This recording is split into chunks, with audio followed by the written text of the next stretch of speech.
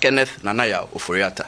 This person is wanted by the OSP. Kennedy Ofori Atta, why wanted? Kennedy Ofori Atta wanted a mere busuapenya mtianya mwana because oye candidate to nsawem. They say we join kote US. Kennedy Ofori Atta boa onyare. All the promises we made in respect to cancellation of taxes will be effected through the yen some phone nyina kwaba ebiem emra jumadie. So finally Ken Ofori Atta, former finance minister, he is wanted in Zimbabwe in a fretche eba and special prosecutor OSP Nenia Brepa commander. Yeah. Or in Zimbabwe now tuja. Of course. Na video no ha. Yeah. Yebekwa kwhye. Yeah. But kitwa bi bobosoma ye. Ansana yakwa video no sansa abusua pani kovu so adiomi. Enso aye kradua oba bewura machi na fe no. Ibia aye kama. Kennedy Ofori Atta.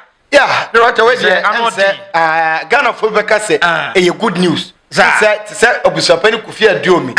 Also no training ti okoto aba mama. Ti a good news mano. Ena Kennedy Ofori Atta so I think say na Ghana for hwe ni mu say charges are eseno yemfa mono. Yeah. Na yeso wadwane.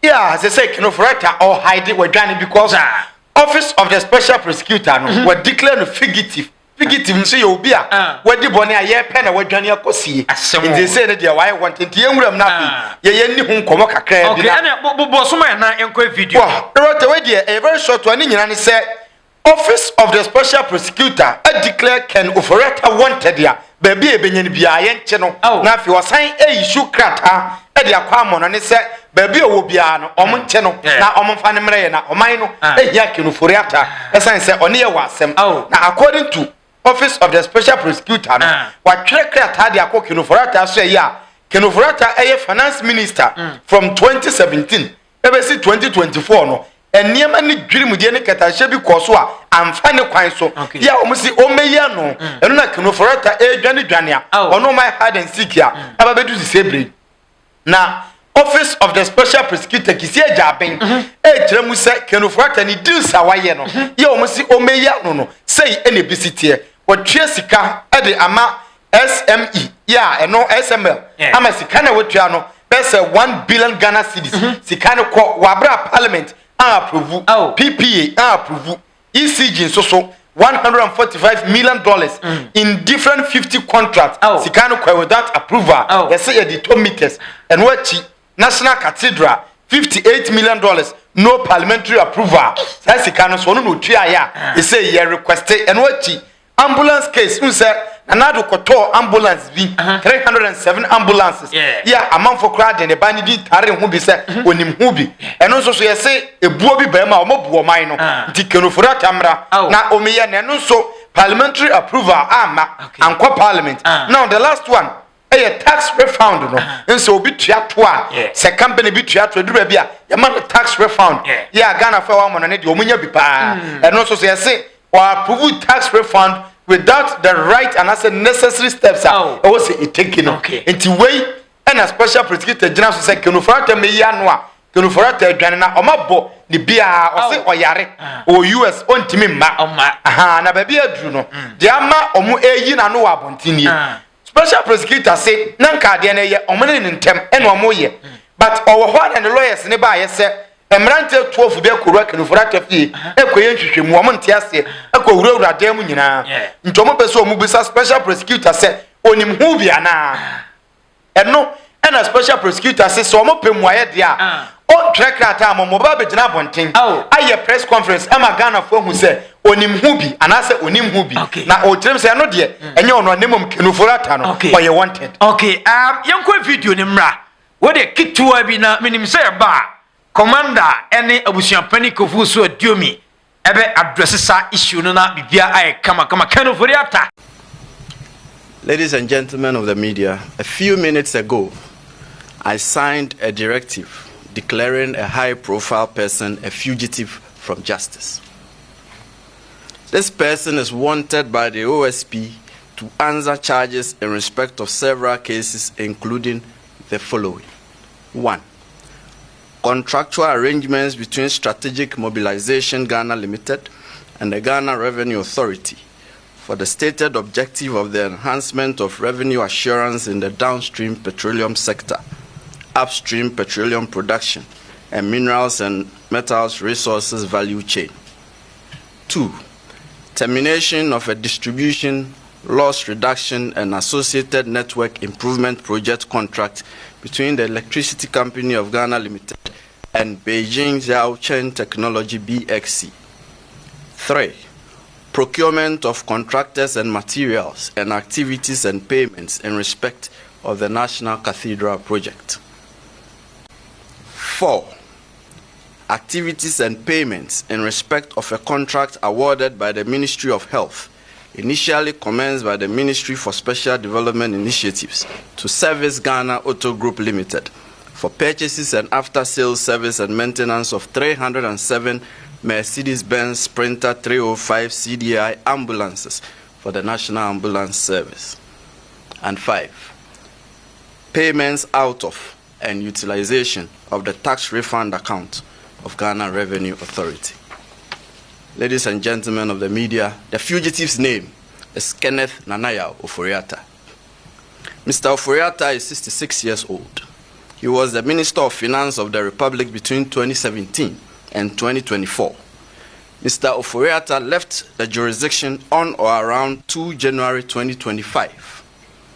On 24 January 2025, the OSP communicated to Mr. Ofori Atta that the OSP considered him a suspect in respect of 4 of the cases described above. Mr. Ofori Atta was directed to attend in person the OSP on Monday, 10 February 2025 at 10 GMT for interview. By communication dated 31 January 2025, Mr. Ofori Atta instructed his lawyers to inform the OSP that he was out of the jurisdiction indefinitely on medical grounds, and that the firm will notify the OSP of his arrival in the country in aid of rescheduling his personal attendance at the OSP.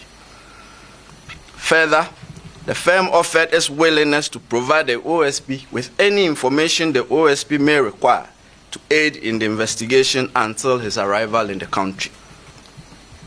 Then on 5 February 2025, the OSP responded to Mr. Ofori Atta, copied to his lawyers, that the OSP did not need or require notification from his lawyers of his arrival in the jurisdiction. The OSP acknowledged Mr. Ofori Atta's lawyers' gracious offer to provide the OSP with information in aid of the investigation. However, and this is important, the OSP insisted that Mr. Ofori Atta's personal attendance at the OSP was required. After all, the lawyers are not under investigation.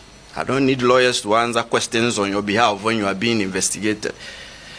The OSP declined Mr. Ofori Atta's request to be away from the jurisdiction indefinitely on medical grounds on his say-so. Consequently, the OSP directed Mr. Ofori Atta to indicate by close of business on Monday, 10 February 2025, a reasonable date of his return to the jurisdiction and attendance at the OSP. The OSP warned Mr. Ofori Atta that if he failed so to do, the OSP would take all necessary legal steps to secure his return to the jurisdiction and attendance at the OSP at our own choosing. Subsequently, by communication dated 10 February 2025, that is just Monday, Mr. Ofori Atta's lawyers transmitted to the OSP a generic letter procured by Mr. Ofori Atta purporting to be from a doctor in a foreign jurisdiction, stating that Mr. Ofori Atta had been seen and evaluated, and that he was undergoing further testing and management and possible surgical intervention at an indicated future time. And further, that his medical condition necessitates that he will stay and follow up on his appointments.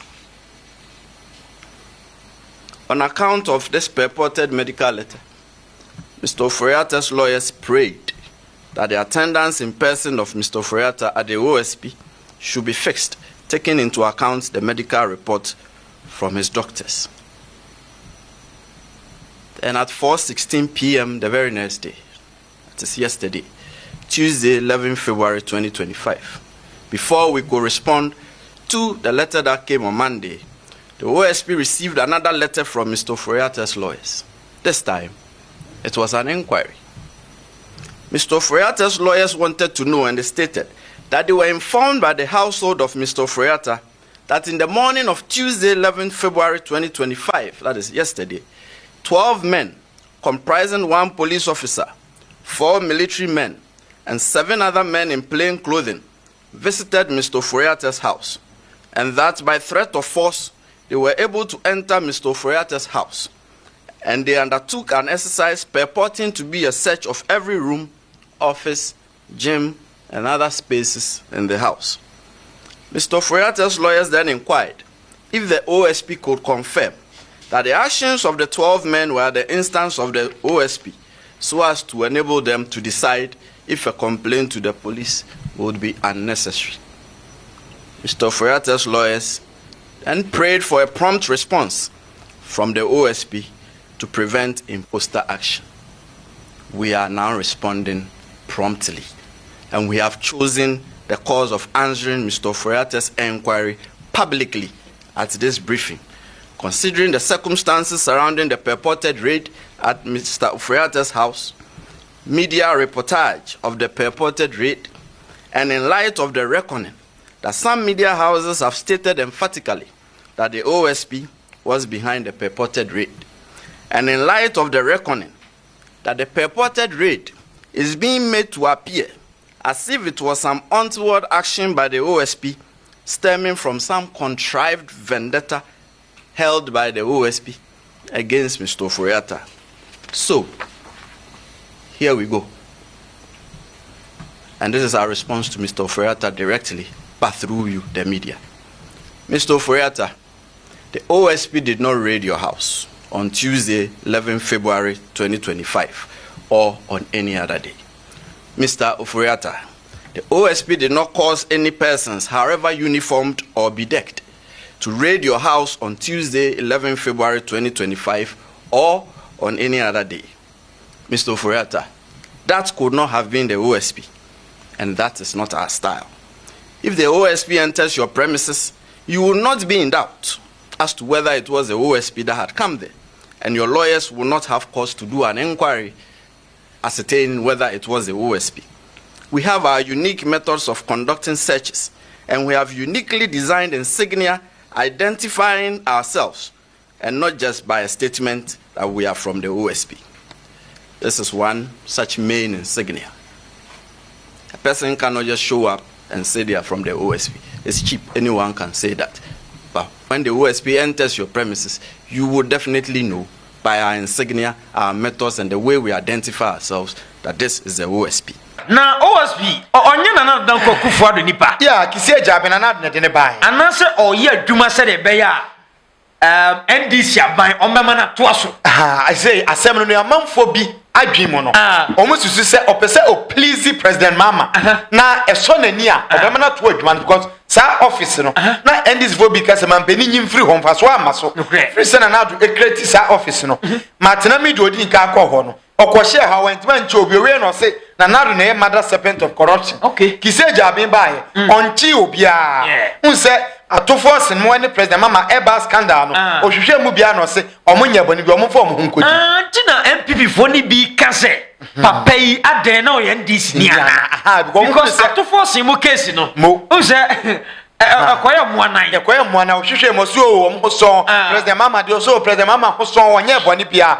Nti ama MPP fo ni bi ne amanfo bi susu se papa yem se ade ne finsu ase but emfudro ho but amanfo bi su genuinely omumu ni se office of the special prosecutor no kisi ejabe na na do amma ne kwan amma na anya adwuma amanfo bi a me so me dwene sa kakra se ebetima basana omo manipulate no omo de wo hye bi to no so onya free hand e operate nti na na ko ye yi no afi de wonya free hand e operate na President Mahama so adi nkoma bebre but corruption say obechi nkrofo na wa set up oral team na o ma gather information di ama no na oral team say o ma dwuma ba wieye akodi attorney general ho nti say we special prosecutor this is the right time also won so keka ho na o tell say won so ni madwuma wo ye adwuma no Ken Ofori Atta yanko no so because ono so na nsensem ni nyina ho okay ye hwe Ken Ofori Atta say Ken Ofori Atta ye huno say yetimi chi na e de mfaso bi be bro man na well say ye chi Ken Ofori Atta no kranya me de mfaso be ba pa cause anya bia no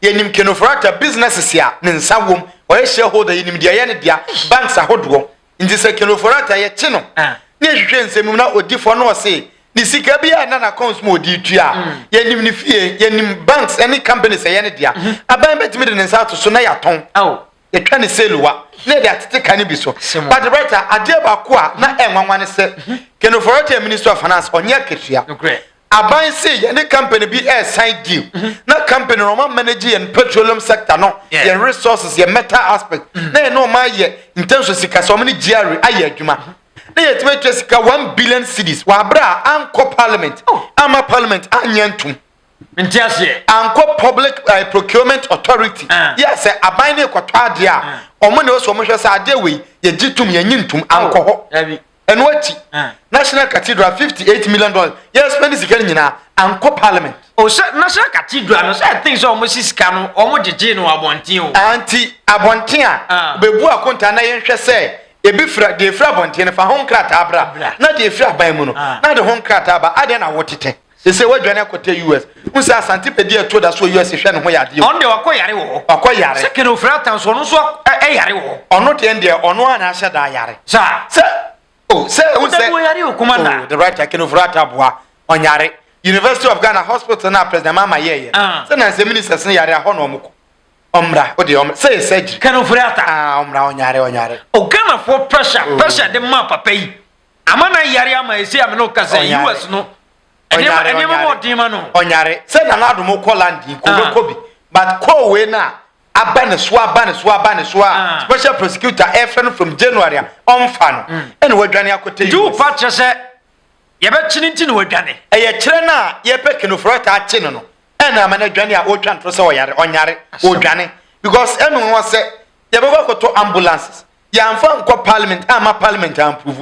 yet why say ye yisikai masan mun koto ambulance mra asem we ana 2 am obitimi ko share finance minister asem ni nyina no or the contractor regional chairman e de asem ni nyina se beba o enka kankakra asem de se aba se no we say we ya kese o 1 billion cedis $145 million $54.3 million $58 million akese ni nti nketwa no eno so be di ekireba because regional chairman timi the contractor edi na chiko finance minister ho ahmaji 2 am na road minister ajetum ni afre finance minister say okay mateme finance road na mam nti kokoye adwuma mama ne start ya the had ya babeduru me the pass say we live in a country me say kakran bibi esisi na kwaso justice no ya cha say te ho mpopoye dia kan say boom ya beda asore no na ya chi obi adi asem na wie ama mra no ene na dia basa dia we are good to go very good news for Ghana commander no say Ghana for ba say dia no mani agi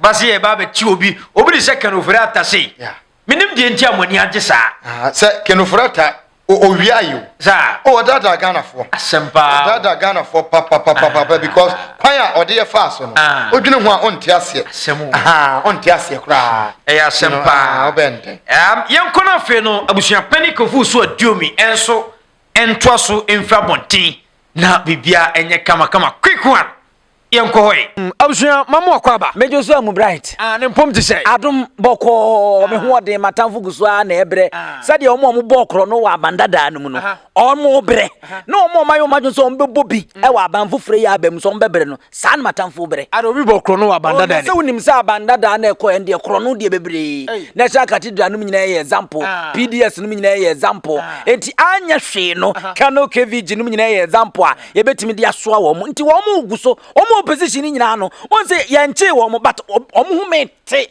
fifra ati wo mo tunu nya mfifikitwa enti won so wan wa adwen sa obebo bi wa ban fofra yi mu no so no ye guso asante fonse guo de ko no ko no man Ghana entumpo no nwo wiewu ne fa kuntunkuni ni kobin ko gina yi simple ensam no doso ena wo ba be di hu nko maran Ken Ofori Atta why wanted quick one nwura ho ache say ye pe obi a na wo so ye wanted pa na ye Ken Ofori Atta ache dodo because aben yi buy when 30 days ata ne wanted na che na me de say afei aba cause a chair na nka ma na nka nye but a chair na aba enti se Ken Ofori Atta wanted that me abusu apanyam te anya nwanwa because oye candidate to nsanwam omo ehu som ye candidate to nsanwam no omo a omo ye jiri gogo 1pp abamu a empo MPP mna hyebadwafo na nkasa sorry tia omo no Ken Ofori Atta mu se MPP mna hyebadwafo sorry tia aba no mu nipa bi Ken Ofori Atta ho emu 98 Mrasibedwa out of 137 na omo MPP for no ayi independent crab come omo 38 no emu 98 no omo se papa wa bon niema wo ye nye nti aban nsesa no enti ene wanted na wa ye no OSP special prosecutor de aba no enye mwanwa OSP kisia jaben wo chedodo wo ria wa esenwa ese achechede nanso ede bia na ye ka nsuonyunu na ya na fa nipa nsuohye mfa nipa enti onkeka no nyuma ne doso na amanfo ka se na dan Akuffo adu nipa enso still na obezo sa ache wo oya ya de uba ya yamfo amase be yi obi nipa ya de uba so ya Ghana fo nipa na mum Ghana fo nipa na wo ye wo special prosecutor wo de ne wo dwumade ne aye soronko e wo keta ahye pro ne kankan kire mu a obi oye NDC ni obi oye MPP ni obi oye CPP ni QPP ni once oye Ghanaian obo Ghana ni kwamba obo Ghana fo kro no de sonimu naboa na hwehwemu nya adwuma ne nchi ntum enti enya se de wo bai ni person no ma ye hu ye se John Dramani ma kro no omo de ato no so government official 1 ene sa de nyina ejiri gogo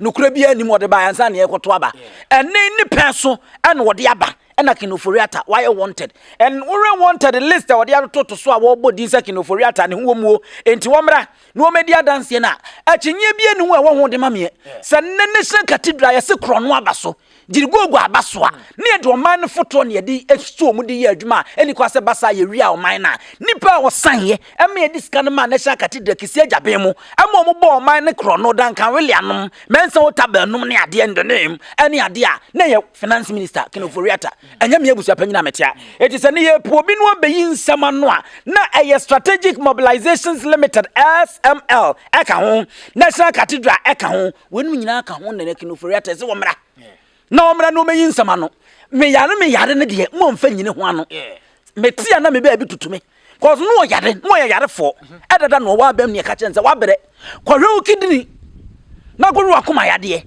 na ja wo man finance ministry no to wono ne mfa mo obi a sabe ote apo yade de obi atimi yare no me na so gon wuwu kura obeye na atena so na ayeye enei yesi asema ba wadwuma no ho sorry free baby a wote no na bra na be ya no kisi eja ben se di brighter wo no akobokro no ena me hia wo di brighter nya wo lawyer wo bokro no na lawyer nyina wachi no wo toro kwa ya fa so bo no enti enei me hia wo me office bra na be yin nsama no don't hide behind your lawyers na nkan tell say me ko ayarehwe a minim dakora me de beba ubenya da de beba enti wo se obeyusu mra ane anwode bia kwa fa so fa so bia no atwon by force no de wa free de wo free na wo de wa ba ene wa me ehu politicians omunim nyansa wo kro no bomba to omunim nyansa a ye de yempuntudwuma eba kro no hu nyansa every politician will be Ken Ofori Atta no bi no obi no ene won se waseda wo ma stage ye man microphone ko me fie yenko bie me kitchen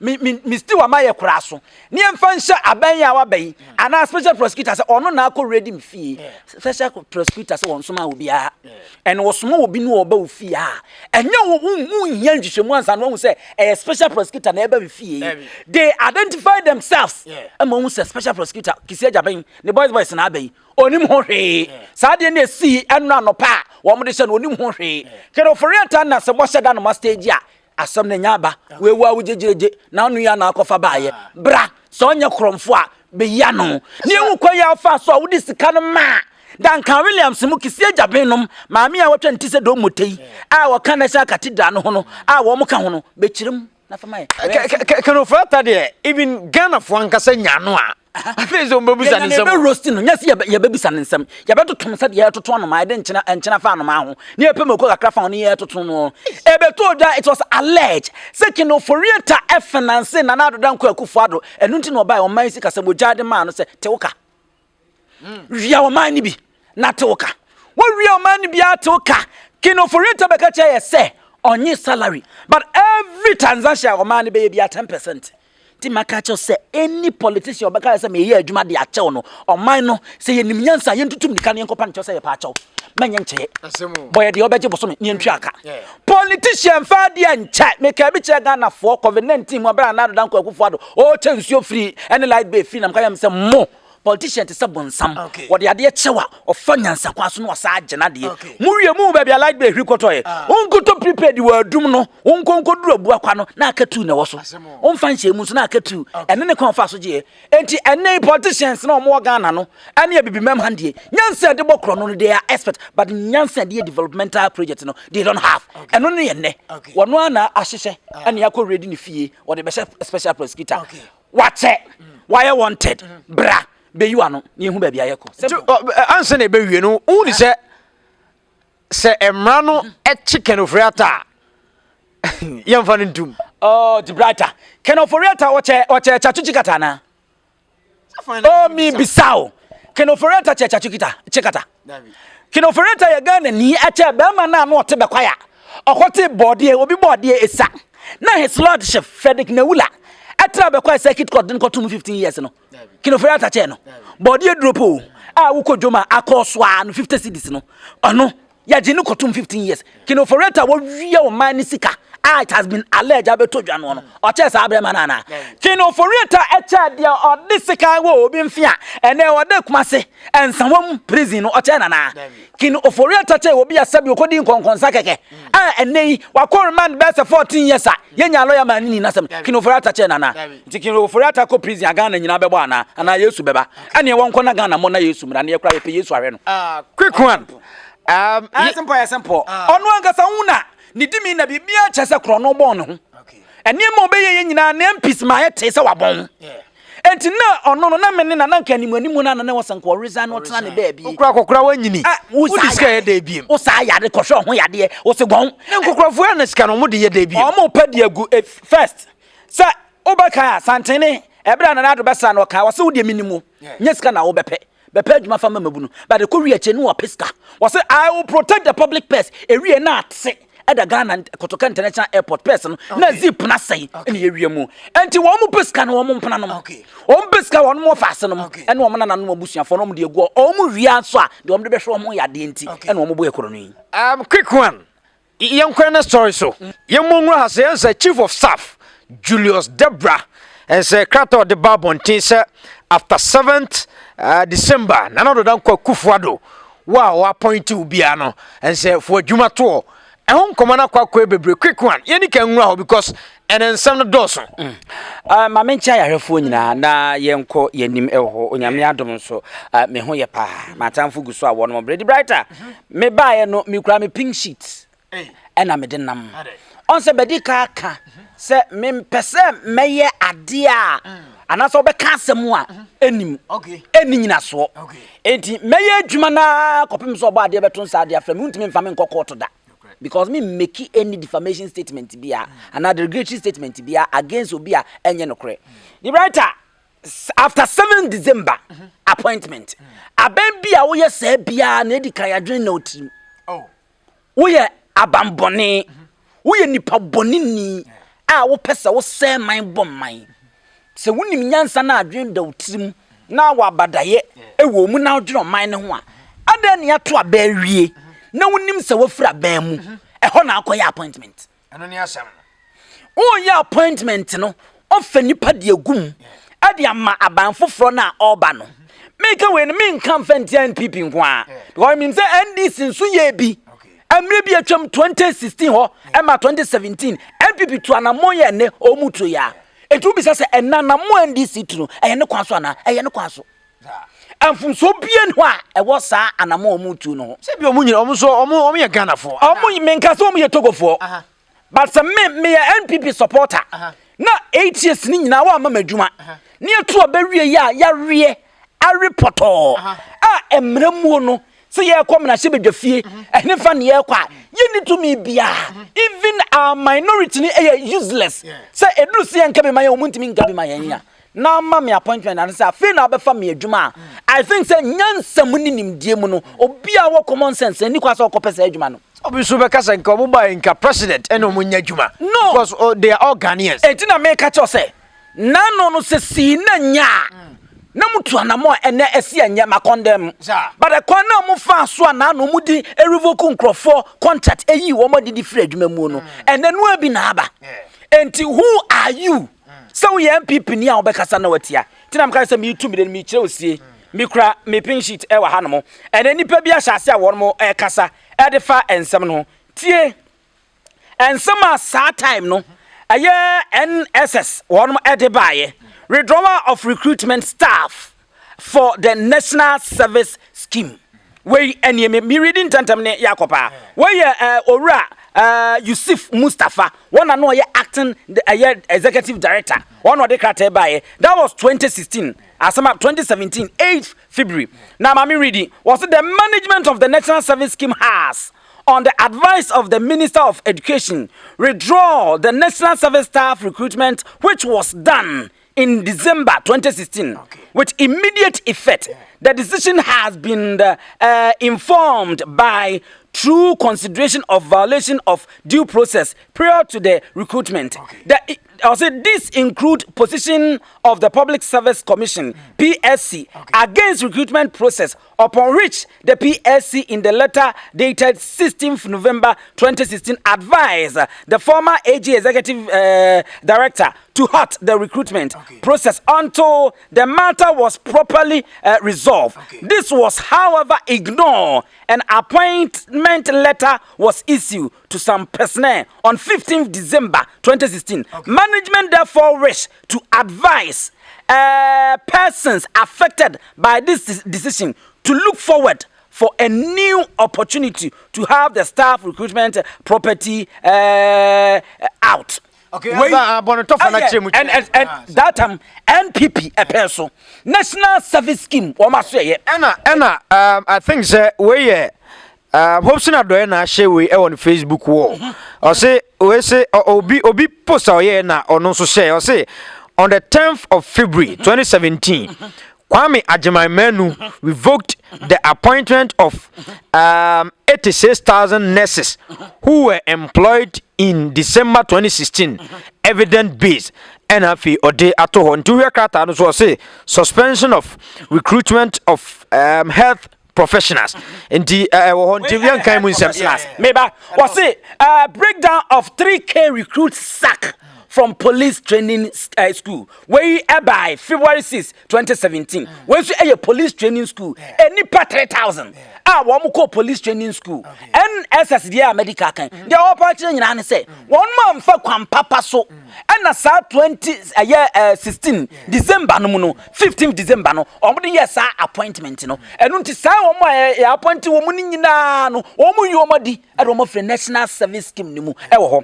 And when so ba ya police training school any per 3,000 and omo yi omo di. Tie we na men kan cho. Akuffo do sack 13,000 public sector workers. And also the ebaya mampanyini ebaye afetie we na me ready we na yenko eko Vincent Asefua ukone wa work cancel bi but eko Vincent Asefua that was 14th December ono betro sa de we e de to ne wo 14th December 2016 and Echo Vincent Asifwa Ebetroye was a wombling appointment at the NSS. Our attention has been drawn to some dying day sinister engagement of the executive director of the NSS, the AG director, who is also alleged to have meddled in some financial malfeasance, is on an appointment spree at the secretariat. Most of these new appointments to district and the regional director positions are being thrown at the loyalists of the National Democratic Congress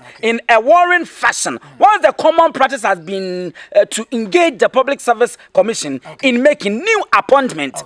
They are all boni nyina to fa wo de ba kan twen kan wa sei they are all any the Echo Vincent Asifwa MP ukon Facebook wa or the abeto say all fight the ama ene woman recruitment in MPP ya NDC abani yi womo di no or the lie to so womo frɛ womo but Echo Vincent Asifwa ehun fun so a ɛwɔ sa ene de John Dramani ma me eye na omo ye no 2016 no na fun so ni ho but ene wo hu sɛ womo se Ghana fo na aban na point o ma womo dwuma ye te na NDC be yi womo di a enfum so onto obe fight e de ama womo de America de akosia ne sɛ ene wu ye MPP ni na sɛ wo kasa na wo de atia this revocation of appointment a mesrɛ sutra say e wa ni wom for one no nka bi na kama no e na eye adwuma na no no mo ye Ghana fo but man for money anto so mo ye Ghana fo muyi nipa bebredi 13,000 3,000 dia okan no mo ye se omu nyina muyi wo mo dia no mo ye Ghana fo ane am mo adwuma enti enne the same process and NDC enam so a wo mo so eyi nkrofo adi but the writer medical ka says MPP ye na wo ma hunfom so and NDC ye and I support but ye di akosi time ben nyai adenti na wo ye aban say na John Mahama over 4 years enti 4 years na wo udi bu man no se wo appointment bi na person party supporters and Ghanaians a mo ye Ghana for o mo adwuma ya adenti na wo mo adwuma nye right now if it's somebody ya konkosi wo dance 3 years no o mo adwuma nye but last minute nyame ya aduma bi December 2028 ye beto aba na ya sa to abawie na bi John Mahama ne NDC na mare ho na ya to abawie a won se ware no na akoya appointment it make sense oye mampanyin oye sa na adre na otrim na do na manfo kan yo ya entina meka no enti enne se nyame wadom na oba ba mu a na wo recruitment bi appointment bi a person dem ma party supporters ana Ghanaians ya recruit wo mo ntam amanfo se na do kan se ontimi ne tamfo nya adwuma nti adan na Akuffo Addo ebekọ na oyi ne nkrofo de ama obi na the san nkrofo no mama de obetimi ne tamfo adwuma this is the problem and it doesn't make sense.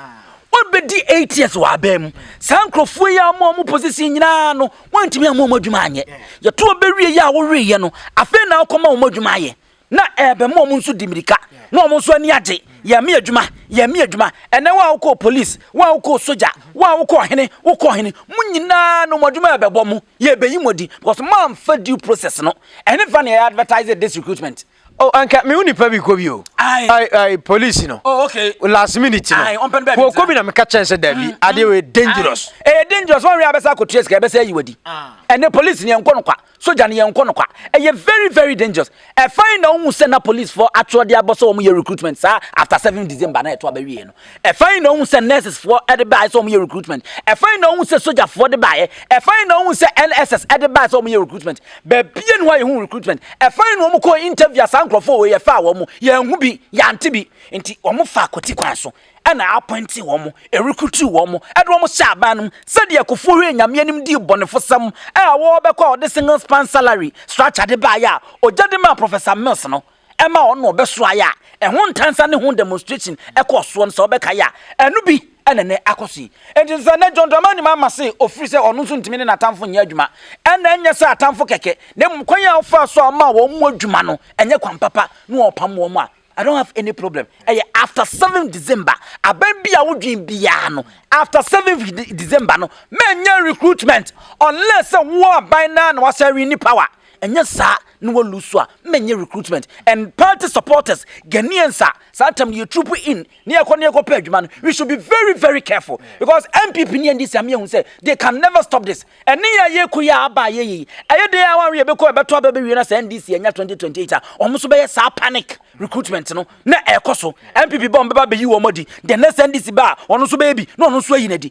And when are we going to stop this as a Ghanaians? Na fe ya dwene ebeya I suggest yenye mra niemfa mra embake enko parliament say ye to be 7 December no a say even government in power no kra na anya mo bi anya recruitment until say ye be transition awie na afe ye wie bibia na ban na so in no recruitment yenye samra no niemfa mra nto so eba no sa ebe ma system no mu aye okay na ehwo adwo because the ya ne say mabre pa adwuma no makonya adwuma na ban bai no obeyi medi most of them no obetumi aka say the Akuffo Addo employ wo no ebia no bi kura to aba de ma NDC but the name say Akuffo Addo na employ ni ntino ye beyi na di ama ebe kan the same thing happened the last time Akuffo Addo ye bia no bi to aba e de ma Akuffo Addo but oba was NDC na appointing nti wayi wo modi eno na enye ti yemfa mra back ye to be 7th na sa no recruitment e wo hono as a council of state any stories in a dozen but me be see a video we ba we dey be 30 seconds per kitua bi na eba abusua pani be san ho adwan say promises na mampani emeki ye no omo dey atodwa say omo ba be fulfill na enim time kro waka time ni nyina wo quick one entimra when the budget is read somewhere in March all the promises we made in respect to cancellation of taxes will be effected through the budget. And young people should look forward to the cancellation of the betting tax. Okay, Yango. Okay, Abusia. The writer. And a down. I ne kwan so ano no. As a betting tax in a dear. And on a namsuma manchen koto about His Excellency John Mahama. Me company fo bi kan. Ko nyam na ntem kwa ne twa bet. Me ma wonu. Ebi ye cat keys. Ebi ye bishops. Ebi aye prophet, ebi ye doctors. Wo mu nyina bet no. Ye te so dem a ye preach nyina no wo twa. E to da bai wa dwe se presiding elder ne fun quotation no wo hwe no wo reading ye da bi. Wo hwehwe. Enti enye enkwaka mrante nkwa no obi to abese mrante nkwa na sabi ye twa bet ye. Me sick all the categories of professions. Obi atwa bi. Obi a ya wa sofu kukuda ma me se so dem ankasa kura no wo twa. Enti enye mabrum nkwa. Enti mabru ni titru a wo mo de agya yenni adwuma ye ni ntina ho ne ye de ani bra kwa koduru. Se no mu busa se da be na mampani betwam. And I think so 120 days na mampanyini kan after swearing in no ebekwa ko first budget aban ne de beba no I think so be match mu and I was aban no de wono an budget ba right now no aban ni didi wo NPP budget mu tiase right now no bibia koso bia ntinam say for now no ko no blemu aban na enye yie because everything that is going on currently no previous administration na ko mesika na aban ni di ye adwuma on to say aban na baba presenting de na fe free work no yetimi holding accountable and for now no I think that 120 days ni ebekwa ko wura mu bi so the first budget baba ye NDC aban na nkasa na ye ne budget say the opare addo eka no enti ye hwe ni mu say betting tax ne de anya hwe no na nya betting tax no and of e-levy yenyi ni emfamfiri ho no eno na NDC omudi ye campaign eno no omudi aso de ye campaign levy na wodro na emfa enyama papa mfa ma ene ade no wo munyi mfiri fast after wo present on budget ti for now na yebetimi ahwe wo mo a minim say IMF International Monetary Fund mpanyfo wo kura mu wo mu di nkomo and I'm telling you the kind of jirigogu ene abra ban we yoye no no enya asem ketwa enti afa no mu no mu di nkomo na ye hu kwan papa ombefa so because there are some betting tax awodo a even unless IMF for no kra no mo kasa ansa san motumi ayo enti enu so mo be present on mo budget ndie no mo hu de suicide board hu befa na we say no say na a genetic scam o man no a genetic scam mo betwam no e hu je enti betting tax mu a tobut na ye twam no mu opin abkoshim amamuo ye nyansa okay e-levy enye e-levy nko na yebetimi age amana ye yebetimi ade akoshe baabi ni ate baabi so afiri ho no mo enti amamuo te sedame so wan hu se de obesia piapia wo man de se yebeto kwakwada bia enti pia wo mani yie hu baabi a wo pia de sie na akroma amam sa na amamuo tie eye nyansa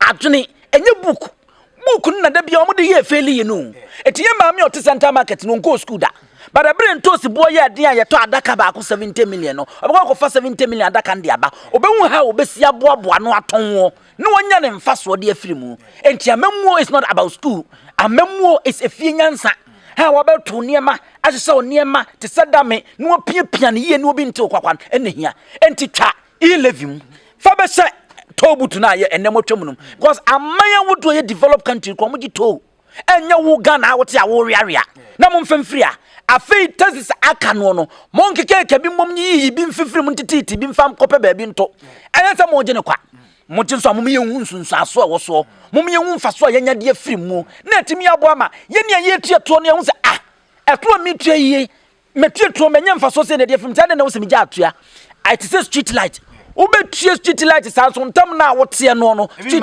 bulb bi am ho enti unu se mampani timi di animu na omuyi sa tax we nyina fi wa ebeboa ba apart from say ebo wono ankasa ne political party NDC and onu amu as a president because o shebo so obeye no no ebesa abo oman no ebo oman ne say enne me makotwa bet nyame ya do medi 1000 na ba betim be say 100 Ghana de free so obodam aduma na apede mame enyo na apede mame agbani mame dwuma eye me hard work madrinam de atrate ne mu say enra madde be she Manchester City ena maye eye 3 us na ne wo mu anam de 1 CD ato so na menya 3 CDs ye me di 3 CDs na ba betim 1 CD de free obodam una de adwuma na mame enti aban mame dwuma enti pe ba bia e wo behia wo de tax ne be se beboa ena Ghana Water Company se ne nsuo hu nsem sitie pe ensuo ne mra ensuo ne nya kama wo to bill no mu a obi ni problem because da bia ensuo flow woni fie e wo ho no light ho asem te sei and wo to electricity bill mu na nkane ani gira so no wonya de ye na dwuma oni problem me street light a bill but me ntem street bulb mo ho no mo it doesn't make sense. Enti me ntem mo ametia no me pon na me ko fia na dwuna light na bubo hoi boso me so na wo ba na bill street bill shema o problem but enim enti why shouldn't I ask questions enti ye ha no eto na omo je no ye hunyansa bi emfemfrim obi no wo chi to so obetua to na mu ye tua to no na mfa to no nye bibi dia ye nkasa eno nti na akwa abrochi a boso me beso no na ne sika na ya tetia yet ye dum ne light acha ya mo ne nka ya kra acha 5 minutes ni asaso na so ye bedum light kra sa abo ne nka ya se mesramo ye dum mo ha 30 minutes near the agency. One will say let easy campaign of Ghana Hunyanza Yebizada. Omuni Hunyanza. Ansana, Yabako Council of State, Omunsen Semnosono. Maybe see ora and kaka. Unsa, I oma presenting Yamana the Ama Mampeni. Ama Mampeni say with immediate effect as Attorney General. Omukikan Yaman Sieni Nafino. There was a prosecutor, no young prosecutor, the scout will be ano. Yanye, unka wasem, Kitwebina for Yanko. I am a many I just say, Ora, Naya or Mojuma, no more presenting no more dear Mamma and Penny. Na, dear near me, what dream pa. According to 2,417 complaints, Crawford then Crawford some buy 2,417. Now, according to Mamma, more than 60%, I information woman the free MPP and Crawford and Casao. And the money you know. Formation woman the free MPP for one. Oh, at the bro, woman say, Yanya MPP for, but it quite MPP for be fast or Mudisi Kenny. And Menyaji, and win him out of 2,417, 36. And a woman solid pana and Runya Sono, and once the car bet me a dear free mono, Sa 26, I 20.49 billion US dollars. $20.49 billion. Now, in the Yamshimi. Cases are a cancer 36, you know. I National Cathedral ka home. PDS ka home. Na the Yamam Yamashimi National Cathedral. I was see a jar sodako. And you quite a woman so for be our respecting. Oh, there be any cancer. But I can't. No. But I can't general. And Casa also also for be and there's a question. Matias. Matias will be Matias. But it doesn't make sense. Okay, sa software no more cathedral. Who you Ghana ni? I answer who you nipa. Now that's what is software in Asia. You should be ashamed of yourself. But me sure say obi ti say wampo. Papa ya okuje to black one ni nya problem. Kusibuati. Me sure so no there. One who munya no. Victor Nkasa there. Some people aban went me and Victor Kusi and Fana NDC aban went me and Victor Kusi and Fana ntumwa. Woman kasa no me useless. Abusuan say. Me say, Sa Victor Kusi no. Say NDC aban went me and Fana ntumwa. Na NDC aban kasa me useless. Hey. I'm telling you. Per everything. Evidence go on mo. Onu ankasa ni dia okura din mienu. A court budi ti ano. As pastor. Oh, sorry me gu na so na ye criminality nte se aba na se papa we mo antimi anche no na papa we sa tenata no so asante mantem won mo eda so ya so de dia na mo ankasa mo ye users ene na ne mo ka de fa papa no bia no na mo gu papa ne mase mo ya atrofo. Okay. This Reverend Kusi I was samri in ko dani bi ho and ne PD National Cathedral e ka cases a ye betime nya 20.49 billion. And Sasia, Oma Tonton Diama woman. Sasia Oma Tonton Diama woman, one Casacra, no, and Osia, 21 billion US dollars. 1 billion as if 100 million. Sir, ya call IMF for Kojis say, ya call IMF for Ekoji 3 billion pe. But a ne, Jirigogo Ketash Prani can 20.49 billion. I don't think I can say, I don't know, Gina, so to Abama Mama. I don't think I may say. Ora no are very very important than free SHS. Because sika betimi afeche dia man no free SHS no fa bi maye. Free SHS na ebridi aye akromfo ne mabu na o mabon wa o mosku mu ntimi nsua de. But this ora no won sika betimi dia abre. And this government no me say me test no through this case is aba no. O me nanimre. Animu ya. And sase wo say ye turn to billions no ya de ma obi 400 million. And na sansa nyina kwakodi a previous government and crop for wo momodin no monche and what social media so na wo ka say kromfo a wo pe kromfo de ache na we useless as your own mind and answer we thought. Why am I saying this? MPP abaya be di 8 years wa bam. So okuje to abla kwa aye kromfo amantimi anche no. Nti no maba na useless agana for to abadi tia wo mo. Oh, okay. Se okuje to se na wo kromfo ana wo pe kromfo de ache no. Na munya kromfo na mra ne de ma mo 8 years. Montimi anche okuje to abla kwa. Na okuje to abla kwa ba you need 2 months or be chimo dia ene na mo ye useless. Afin mo hu se nti agana for to aba e di MPP sa. Obi a wo committee na ye ora ne so bia no. Ne kro no a wo ye say no cross anya no kro no. You had that opportunity 8 solid years. Akwense ne your friends attorney general cases awodo a wo ba ye wo twetwam a NPP kasetia na eno no ma ye ho minority press conference say attorney general akwa afa so e wo say condemn 8 years wantimi emua atofo senfo agongo wantimi emua wonum for any other cases say NDC wantimi emua wonum for wanye concrete evidence abai no ba ye 1 year na say 1 month na person evidence no di bu wonum for eni asem no make sense wonni adwene da utim Ghana for my solid 8 years wo ba ye wo say bus branding wo ba ye wo say ambulance wo ba ye wo say fertilizer what wo do ma kogina court ko ba ye da ne judges ko ba wanya omani sika wanya concrete evidence amfa sankrofo we antumu a aban oba ya woni ibuso no won kwakye ntum wonni adwene make sense tina makasa this minorities now mo ma she bedwe fie ni the only thing I betimi aya magana forte wo kan ye feel wo say they omo exist no any such unnecessary press conference enti ora no ye de okuje to abla kono ase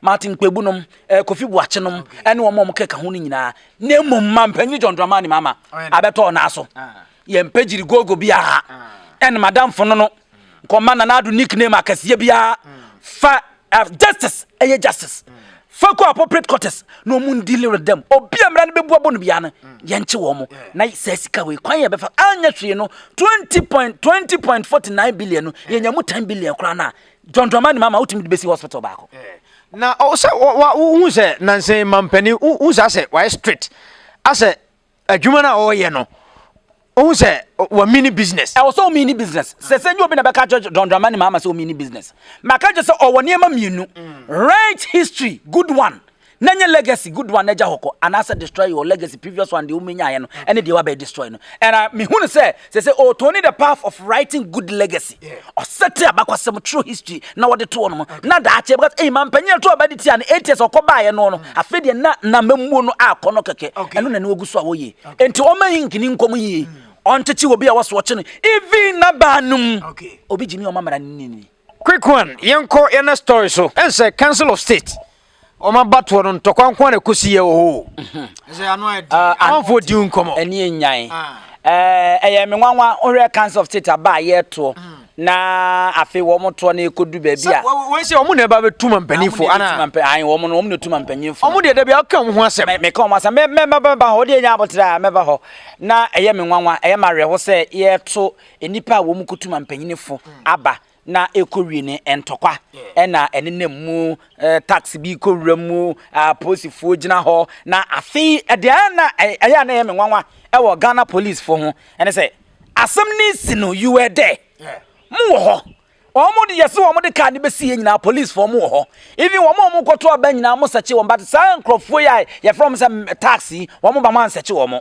wi aba na omo sha sese omo sort no ye yi mu ano ena enkrofo tugu so ye set table ye tete ballot papers police mu ho na afede se mo pata omo asa mu ye sei mo ntimi anchi obi a but after the incident no na mo kwatena mo computer achi ena mo ma mo secretary trans na papa no tap de bai say afa na mu ye hwehwemu na omo be ebe ma election asay no no makoche wo mo Ghanaian police tina na ye ka chem so mo ma politicians no e control wo mo enti until when ana police go be use wo man kasa adwene politicians e control police anytime bia politician bebe bia no de omo be police for ye ne no omo ye e direct wo mo ko enipa na ba now were they part of the elections? Ask yourself that question. No, Nicholas Omoba Hobi. Oma Berry, Omoba Saba Bedi Bonnet. You were there, Mona Mo Pata or Musu, so went to me and Tobacco cry. As some see a fina muko in Jumako. One I bet Ubechino, Unio Bianchino. A fair yamra. Already a course or Ashanti Regina, a beto ja, ever woman RCC one, and new air time.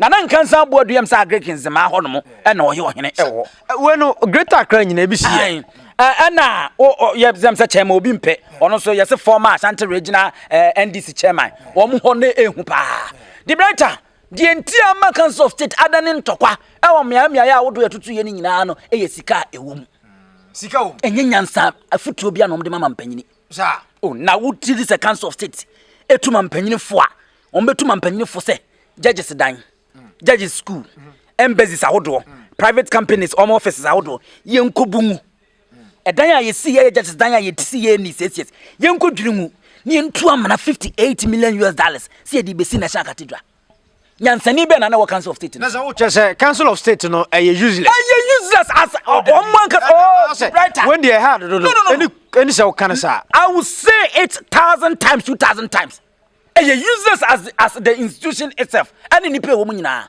afuto be pa nyansa futo be pa no mde mama mpanyini wo ye council of state member wantimi antuma mpanyini for say o koche excavator ntwejamtum won ne nyansa ka kire no wantimi anka nche no but at the end na mpanyini say the taxpayers money you say free bibi drip no they akwa to the same excavators ni bebre aba branding NPP na o che dia majesty mama nche de o say excavator no galamsey site nsa soja fo no ko ha omunya hintness omutimi tu bibi film ade no tu film a ontimi emfa de no nko excavator no ye pagya de sika afoforo so ne de namte excavator bia no ono nko anante da sa me de mate no enti na me so me ka cho say won excavator bia ono nko anante akora forest mu da se bia de na ye siki no omutu film a entimi nya adwuma biem enti wo so ko utwaja tum njo mo nyende okwa ye na wo so utwaja tum enti ye nya de bia betumi pagya excavator no e de sika na ye de excavator ni siso e de ko forest wo no because ye tu sa on pagya de kwa mo nyane da biem o pagya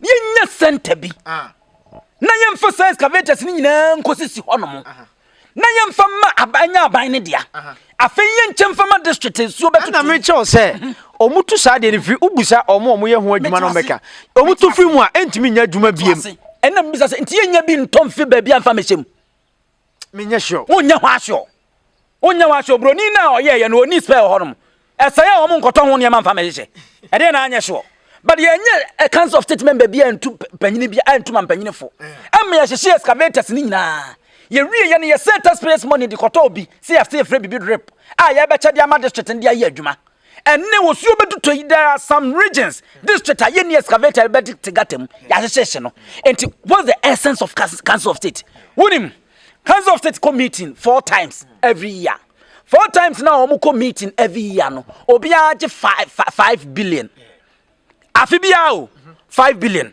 So 16 regions no. 5 times 16. Send ye dema womo. Akosro at the end of 4 years no, council of state member be 20 billion. Mampanyini 4 years no. Obi council of state member be an ebenya 20 billion. Nyansa be no mo de mampanyini Akuffo Addo. Wodi bu man no a enti waje 20 billion, 40 billion 8 years. Ade akotena wa ene wo sa be pa mu. That institution needs to be dealt with. I was saying, and Nikwasa exist because it doesn't make sense. Mampanyini, Mampanyini was senior advisor. So what's the essence of council of state? Council of state in Obetufu, but Mampanyini was senior advisor. And to say council of state, they are there because of Omofu. And until the Binoya him for. Womo tia konya so and so still womo nse womo ko council of state dibre ho na ebe bo because ho no benya sika die ye hunya nsafuto bi omde koma mampanyini o man say ese ye hunya nsafuto bi omde koma no but let's go there, let's be part of the council of state ye benya sika di 1 year no meeting 4 pe no age 5 billion no akwakodi. It doesn't make sense.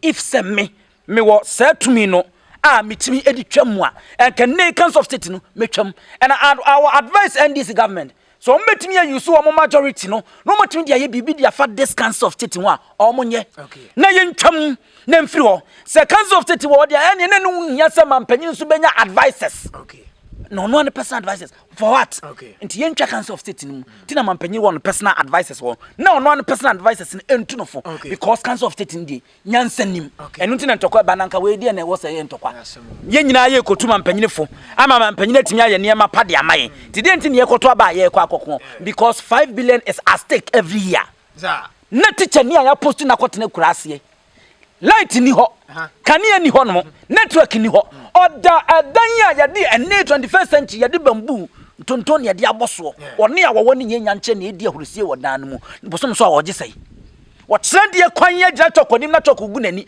ɛna obi kyerɛ deɛ menani asɛe obi yɛ nurse ya amonya HIV because wɔkɔhwɛ HIV patient bi ama pane a ɔde wɔ no bi akɔwɔ no obi yɛ doctor amonya yade wom obi yɛ public servant a ɛnɛ wɔwie upon ho tifie ba bi ɔde nti bɛto kora onya but yɛsɛ afro bi council of state afi bia 5 billion 4 years na aban ni bɛdi 20 billion wagye nyansa futuo bɛyi ɛna ɔmo di tuma mpanyini. Let's destroy that council of state. Okay. Yenyim free ho. Na yemfanye bibi foforo. Ko sika na editu omo kan kora nyansanim. Quick one. Yade mu hie ko ebesa ba biem. I brighter media. Yakra ifo nyina.